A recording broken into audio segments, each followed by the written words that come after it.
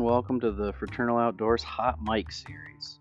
Hot Mic episodes are loosely edited grab bag of audio clips that were either segments of attempted regular episodes that didn't work out, or in some cases, it's just a live clip of us having an organic chat around the bonfire or in a truck, and someone decided to hit the record button. These are fun to listen back to because sometimes we don't even have a clue the mic is hot. Hope you enjoy, and on with the show. But I'd rather set it up now and not need it than need it and not have it.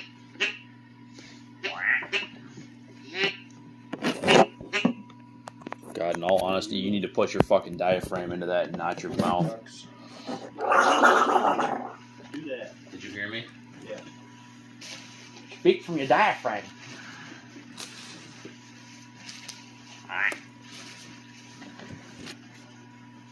Still not finding what I'm looking for. I'm gonna get mad. Really fucking mad. So, what was your Coyote or your Coyote story? You want to cover that before we kick this thing off? Or do you want to kick this thing off? Well, we probably ought to kick it off. It's like fucking hot mic anyway. All the time. Well, yeah, we're hot micing it, but Better. well, you're technically the host, so I'm gonna put this back on you to kick off at least the start of it. Oh, good, you found it. Found the headlamp. Hey everybody, we're tuning in for the Fraternal Outdoors podcast. We're currently in Heather's living room while he's doing some last minute packing before we go out duck hunting. Remember, kids, always wait until the absolute last minute.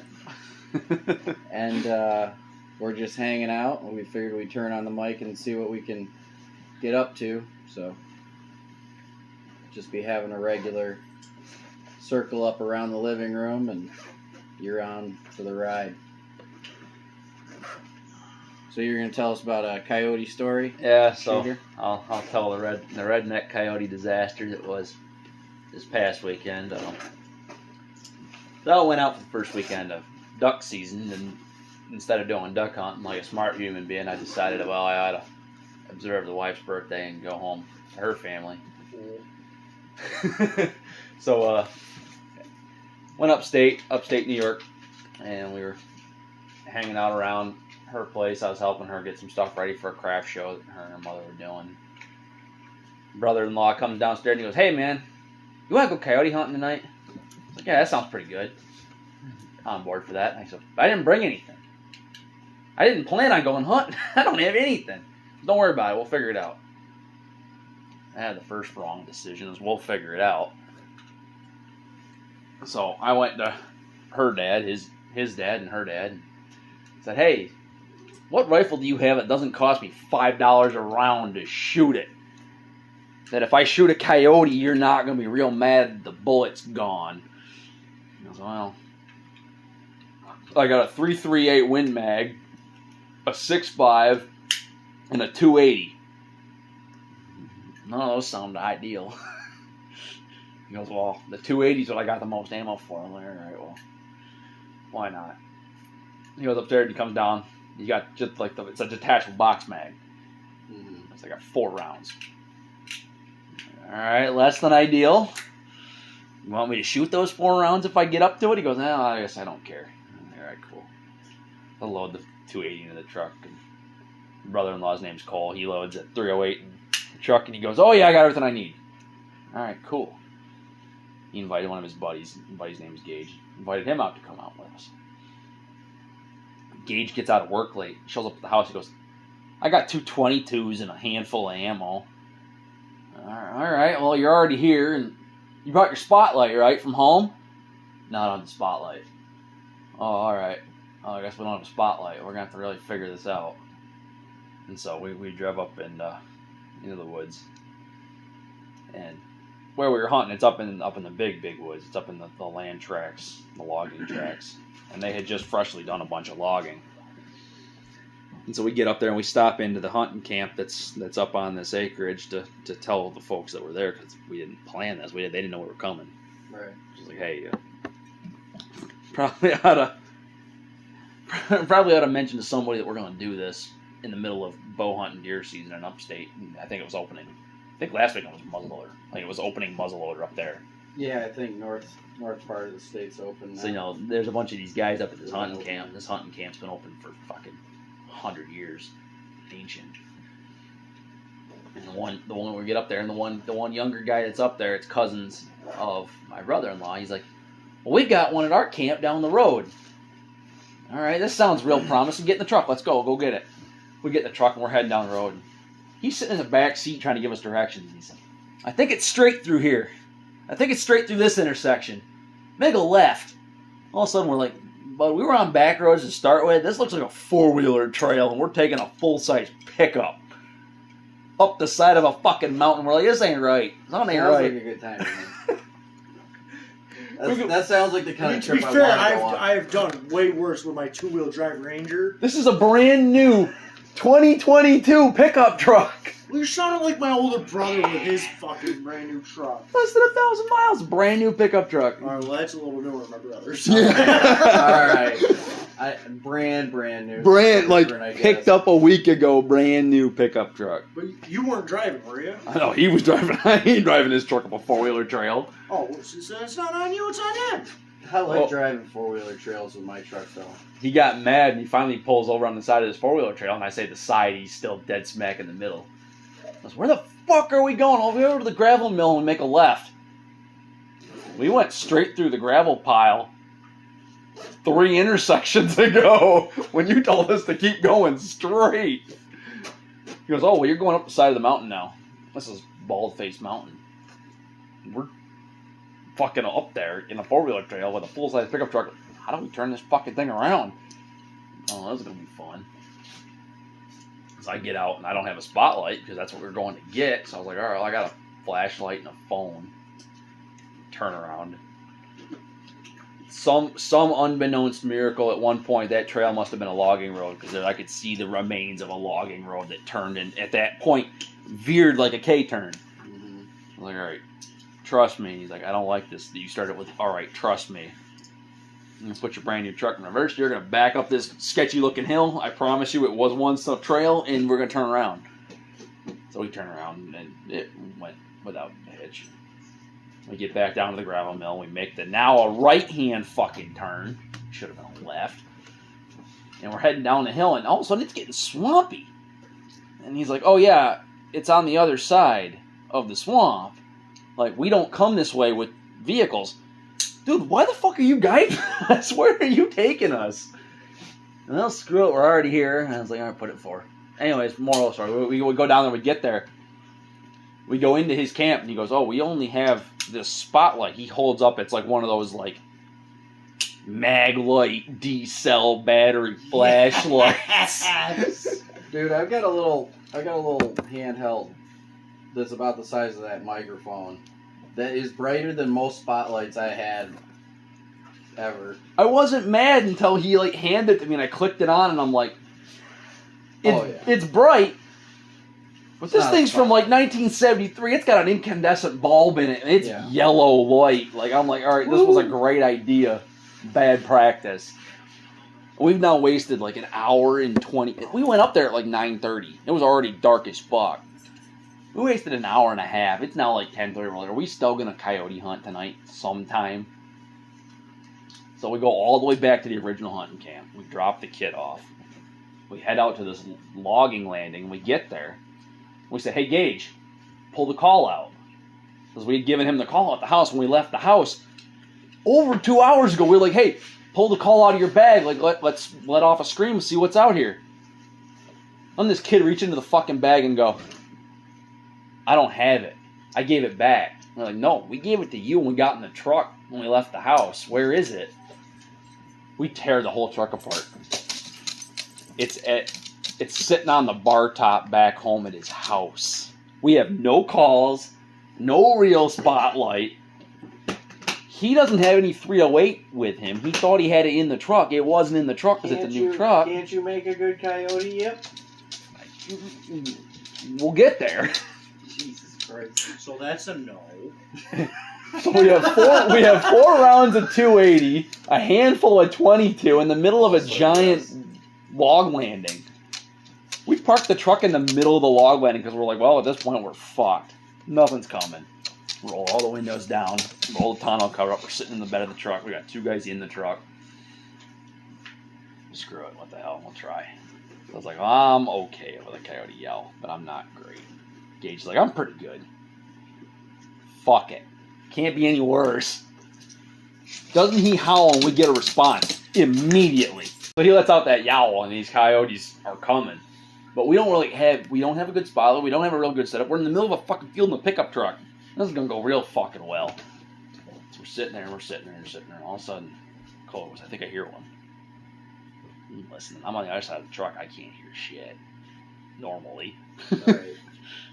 So he goes, I think I hear one. All right, I'll pass the flashlight over, and he shines it. Just about as he's shining the light, Gage is picking up the 22 to look. And he goes, let me see the flashlight. He hands the flashlight over. Now Gage has the flashlight and the gun. Don't they shine it on the fucking eyes of the coyote? The coyote's like, oh, shit, this ain't where I belong. Hauls ass around the front of the truck to where I'm sitting on the front, like, passenger quarter well. Mm-hmm. And I can hear it, but I can't see it. And I tell the kid that with the spotlight, I'm like, shine it there. Apparently there wasn't real specific in the heat of the moment. I'm trying to shine it, have him shine it like my 3 o'clock. This man shines it like my 9 o'clock, like way behind me. I'm like, oh, you missed it. Turn the lights off. All right, we'll hang out. We're sitting there for a little while longer. Coyotes must have been bored. They start circling us. They're around, this is probably a 150-yard log landing, and we're in the middle. It's a big log landing. They're circling us, and they're, like, I swear to God, they're fucking with us. They know we can't do dick. They know we haven't got a flashlight that's worth a damn. They know I swear they know I don't have any ammo. So I'm like, all right, well, we're just going to sit here and fuck off. Finally, after, I don't know, an hour of them circling the log landing, fucking with us, they're yipping off down the trail down below us. So I'm like, oh, what a cluster. This is just shit. 2 is 1, 1 is none. Yeah. You relied on one guy to have anything. Yeah. Welcome to the story. Wait, was this the same guy that was in charge of the call, the spotlight, the directions? Yeah. You should give him a potted plant. He needs put down. No, he just needs to walk around with a potted plant. I'm a smoker, so that fucker's wasting my oxygen. Well, here's the best part. I get home, I'm like, this kid's, my brother-in-law, I'm like, he's never going coyote hunting again. This was the worst fucking thing. Don't we get back, and this kid's sitting there immediately like, dude, let's go out next weekend. Did you not see the clusterfuck we just put up with? You want to go next weekend? I'll weekend? give him that. Yeah, he he goes, wants to get better. Well, he goes, oh, I saw one. Boy, bless your heart. Boy, we'd have seen a lot more if you brought that fucking spotlight or the call or ammo. ammo. I got a guy that's on the fair board with me that is very into coyote hunting. I was telling Shooter about it before, but he's really into it, man. He's got the calls. He knows how to talk to them. He's on the road a lot, but when he's home, he's in the woods, man. Coyote hunting. Me, can I come in? Raccoons and shit, like trapping, running hounds. Small game hunting. Yeah, he's outdoorsy. He's a good woodsman, good farmer. And then he keeps telling me just, we get the fields mowed, we'll come out, or he'll come out and show me how he does some of it, so I can pick up a few things. And that was, I know it was off podcast, but I was talking to you about this intro level night vision. And I was like, man, I've never thought about putting real night vision on a rifle before. I was just like, I can't afford it. I don't know about night vision on a rifle, but I can get behind thermal.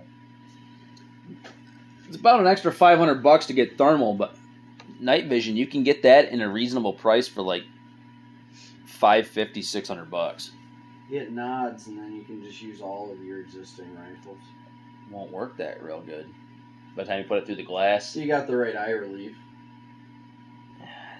It's a great idea, but I was looking at this one from ATN, this intro level night vision.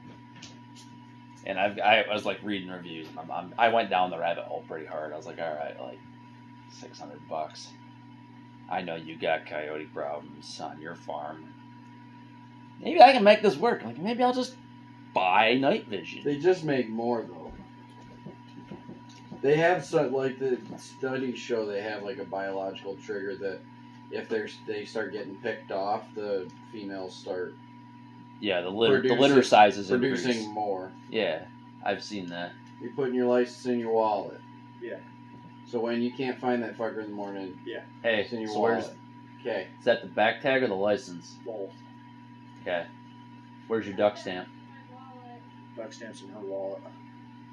Where's your hip number? You guys got those pretty duck On my stamps. phone. Did you sign your duck stamp? I got my fucking Yeah. temporary. You got it? I gotta sign this fucking thing? You got to sign right across the face of the duck stamp. That annoys the hell out of me. It bothers my OCD. Especially because these are collectors. Yeah. It bothers my OCD to no end to take something beautiful and be like, I gotta scratch my name What if across They this. got me this close to buying two, but I won't do it. What if I folded this, put it in my back tag, and then signed on my back tag just over Nope. top of this? Like, Nope, he'll never know unless he has to see Nope. the actual physical they thing. will. You're supposed to stick that sticker over your back tag, which makes Well, he the can back. ligma. Yeah, I don't understand why that Look, makes the sense. tip of my dick starting at my asshole. So what happens during deer season when that duck tag is no longer in season and you can no longer read my back tag because I got that thing slapped over top of it? Oh, I'll pull one of the 13 other back tags out of my pouch. I'll read this one, buddy. It just seems like very asinine thought process in New York State to be like, you have to stick this to your back tag. And then what if you go hunt another state? You gotta bring your New York one, like, folded out of the way? I guess. I assume. I don't know. Just like what Headers showed there, where he left it on that like pamphlet of paper. I write my hip tag number on the other half of that pamphlet. I sign the name of the tag or the stamp. I fold it and just tuck that in there so that when I go deer I have a hunting, print out of my hip tag number. as Like long as when you know buy it. When Yeah, you as buy long it, as you know your when hip. you renew it or whatever, I mean. Yeah, as long as you know your hip number, that's all that matters. Yeah, I just throw that print out in there. I felt pretty bad this past year though, It's out. because I had to answer when you renew your hip tag online. They ask you Yeah, I answered How many- the question. how many ducks. How many times did you go duck hunting? Less than 5. Yeah. How many ducks did you get? Fucking none. Yeah. It's like, you make me feel bad again. Yeah. Thanks.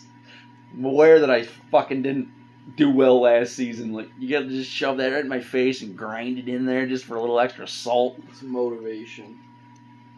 No, It's motivation to do better this year. well, we may have the equipment a little different this year, but I think we're in probably a better overall state. This ain't a full service bar. Fucking make your own drink. I don't want the drink, I want the liquor to go in it. Oh, I can bring that to you. That's not. I already got the mixer. Oh, I didn't know that. You're just shaking your glass like you're going down with DTs.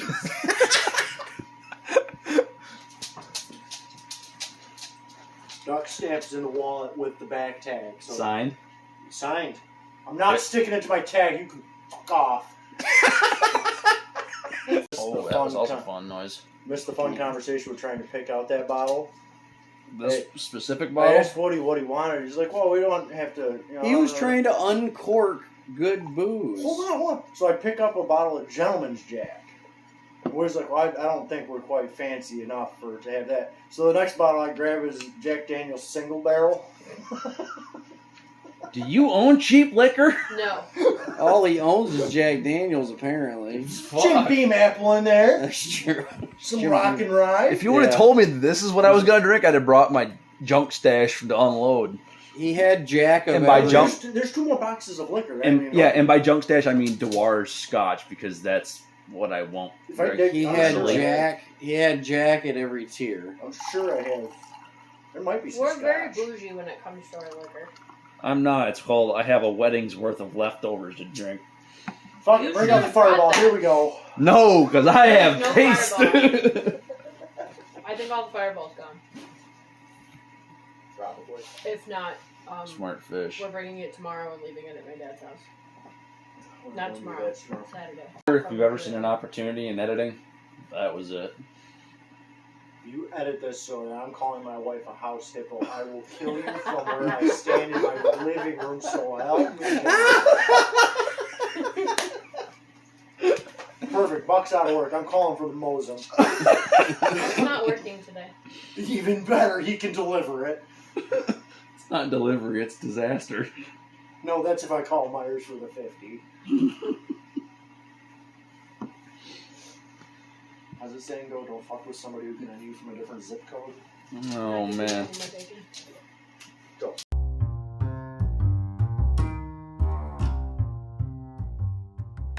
Hello everyone, thanks for joining us. If you enjoy our content, please like and subscribe. You can also keep up to date by following us on our social media at Fraternal Outdoors on all platforms. And we love to see what you're doing in the outdoors as well, so please use the hashtag Fraternal Outdoors on your content so we can follow along. All the best in your outdoor pursuits, and catch you next time.